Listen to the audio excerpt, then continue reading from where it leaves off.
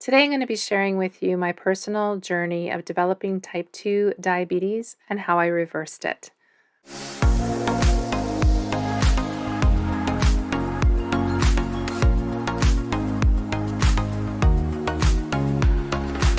Hi, and welcome to Nature's Path to Wellness. My name is Wendy, and I am glad you joined me today. I'm going to be sharing my personal story of how I developed type 2 diabetes and how I was able to reverse it. Going back several years ago, I was pregnant with my daughter, and that is when I developed gestational diabetes. I went in to do the glucose tolerance test, and it was found at that time that I definitely had gestational diabetes. I was sent to meet with my doctor after having had my tests, and then I went on to meet a nurse to talk about diabetes, gestational diabetes, and how I could control that.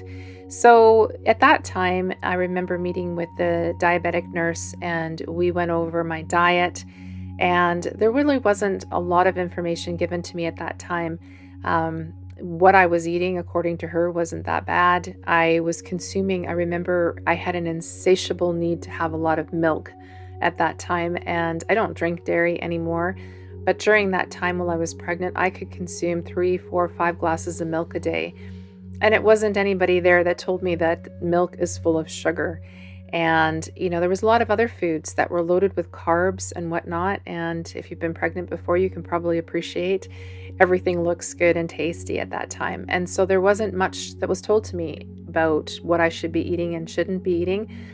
And mostly I was told that, not to worry too much. We'll monitor your weight, and we'll just keep an eye on things, and we may have to put you on insulin eventually.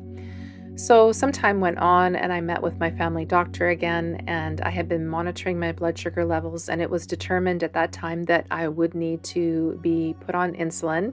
And so for the remainder of my pregnancy, I did have to take insulin shots. And then soon after my daughter was born, she was born with having some blood sugar issues for the first couple days, which is pretty normal if a baby is born to a mom that has gestational diabetes. So her blood sugar levels were a little bit out of whack, and she needed to spend a day or so in the NICU. They were able to quickly level out her blood sugar levels, and she was able to come home with me, and everything was well. So we went on with our lives, and after having my daughter, of course, I met with my family doctor, and he had said to me, well, you'll want to be careful a little bit now, and just keep an eye on your blood sugar levels, because quite often people who have gestational diabetes do go on to develop type 2 diabetes. And so a period of time went on, and I kept monitoring my blood sugar levels, and everything seemed fine.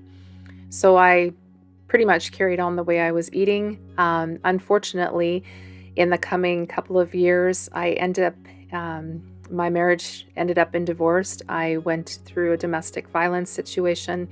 And in that divorce, of course, my daughter and I ended up leaving, and I became the sole parent in the household, which meant that I needed to attend work full time, and she needed to go to daycare for a period of time. And so life became pretty stressful for a few years. I was commuting to and from work. It was an hour and a half in each direction. And my daughter was at daycare, and we would get home very late in the evenings. And so it led to a situation where there was a lot of food that was, sometimes it was fast food that we were having, and sometimes it was just very quick and easy to prepare meals that might not have always been the healthiest. I really looked out to make sure that she was fed very healthy, and sometimes I wasn't doing the same for myself, if I'm being honest about it. And so a couple of years went by, and I did start to notice some little signs and symptoms that were pointing to the fact that maybe something was going on. I noticed that while I was sitting in traffic, sometimes I would have pins and needles in my fingers, and especially in my feet.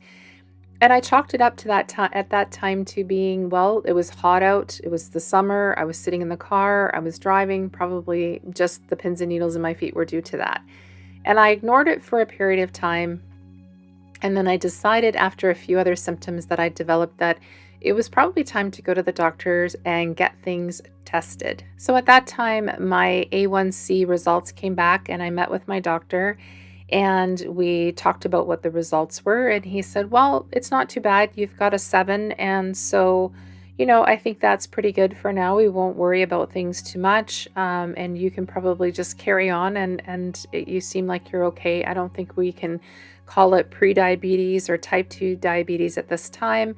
And that was pretty much it. I was sent away. Oftentimes, doctors will tell you that a normal range is anything below 7. And unfortunately, that really isn't true. What doctors should be telling people is that a normal range for your A1C should be 5.6 and lower. So anything above that, I would start to show some concern. I would be not panic or worry, but concern. And I would be looking at what I'm consuming in my diet and seeing how I can change that. Um, at that time, if he had told me that, yeah, we really need to look at making some changes, that would have been a good time to tell me that, but he didn't. And so time went on, and another year or two went by. And the thing to understand about people who have type 2 diabetes is that usually they have a condition of high insulin or hyperinsulinemia for even up to 10 years before they're ever diagnosed with type 2 diabetes. And so all of this time before actually receiving a diabetes diagnosis, there's things that are going on in their body. They could be having their eyesight affected and all kinds of things going on, circulatory issues and peripheral neuropathy. And there can be havoc wreaked on your kidneys and whatnot. So it's really important that when you're receiving or getting your A1C checked, that you make sure that if your doctor's coming back to you and he's saying that it's anything above the 5.6, that it's really time to kick things into high gear and making some changes. And so again, I went on for another period of time until again I had my A1C checked, and at this time I believe it was 7.2. And so we had this conversation where, okay, well, it's time now, Wendy, that we're going to put you on metformin.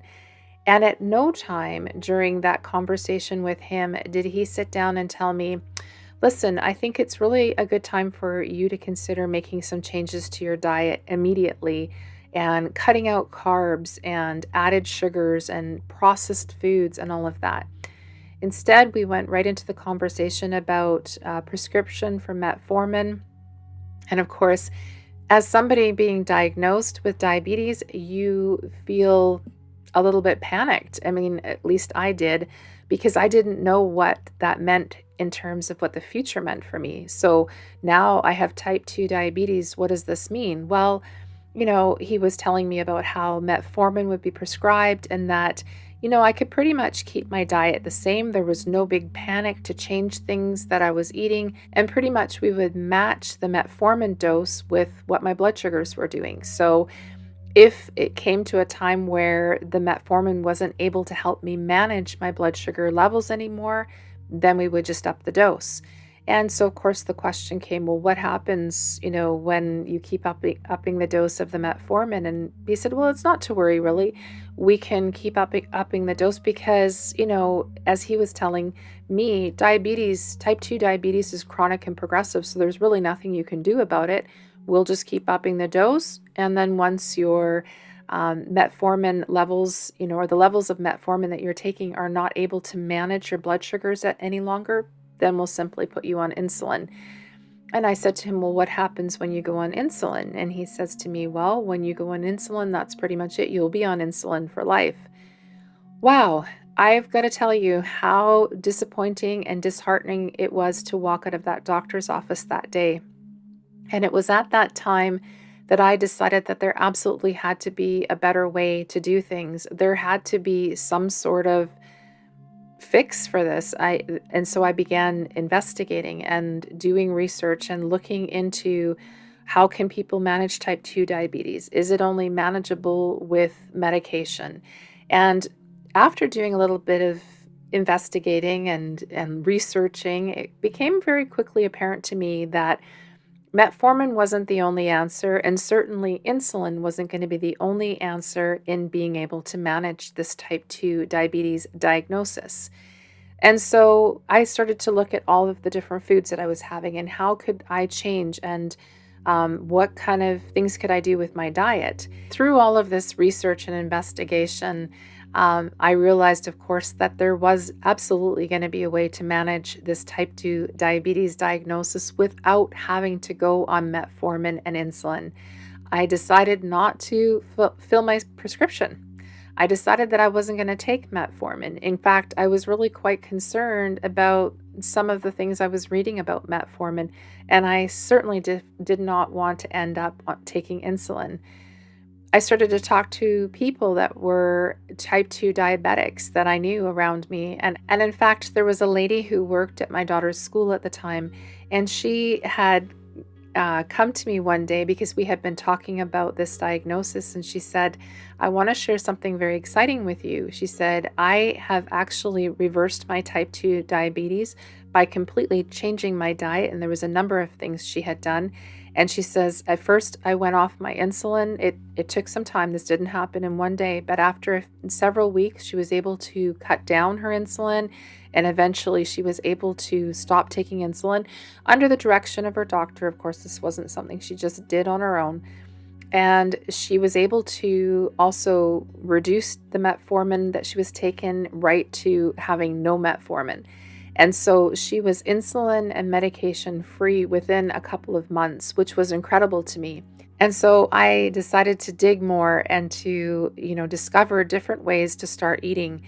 And I will tell you, as soon as I started to change my diet, as soon as I removed the processed foods from my diet, as soon as I stopped eating the pastas, as soon as I stopped having the white bread and rice, and if just all those carbs, when I cut them right back, and when I wasn't having any added sugars in my diet, and when I was having just a lot more healthy foods, including salads and all of that kind of thing, my blood sugar levels just reduced dramatically. It was unbelievable. I started to see levels such as 5s and 5.4s and 4s and even down to 3s quite often.